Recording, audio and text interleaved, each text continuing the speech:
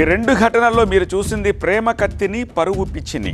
కానీ ఇక్కడే అంటే మన తెలంగాణలోనే, మన నాగర్ కర్నూలు జిల్లాలో ఏకంగా 7 కామోన్మాదంతో ఒక మహిళపై అత్యాచారానికి పాల్పడ్డ ఘటనకు సంబంధించిన అప్డేట్స్ మనకు అందుతున్నాయి. మీకు గుర్తుండే ఉంటుంది, ఒక 4 రోజుల క్రితం నాగర్ కర్నూలులోని ఉర్కొండపేటలో ఒక మహిళపై 7 సామూహిక అత్యాచారానికి పాల్పడ్డారు. వాళ్ళందరినీ పోలీసులు ఇవాళ రిమాండ్కు తరలించారు. అయితే ఈ కేసులో పోలీసులు వెల్లడించిన డీటెయిల్స్ ఉంటే నిందితుల సైకో మెంటాలిటీ అంటూ కూడా మీకు ఇప్పుడు అర్థమవుతుంది. పోలీసులు చెప్తా ఉన్న వివరాల ప్రకారం గత శనివారం రాత్రి మహిళ, ఆమె తల్లిదండ్రులు ఉర్కొండపేటలోని ఆంజనేయ స్వామి ఆలయానికి నిద్ర కోసం వచ్చారు.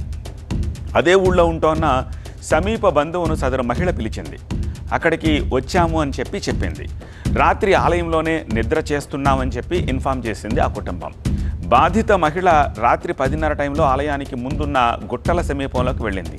చీకటి వేళ కావడంతో బంధువును తోడు తీసుకెళ్ళింది. ఇది గమనించిన 4 నిందితులు వారిని బెదిరించారు. మరో 4 కూడా పిలిచారు. అంతా కలిసి బాధితురాలతో ఉన్న పురుషుణ్ణి బంధించి ఆ తర్వాత ఆమెపై సామూహిక అత్యాచారానికి పాల్పడ్డారు. పోలీసులకు ఈ విషయం చెప్తే చంపేస్తామని బెదిరించారు. ఆమె దగ్గరున్న బంగారాన్ని సైతం దోచుకెళ్లారు.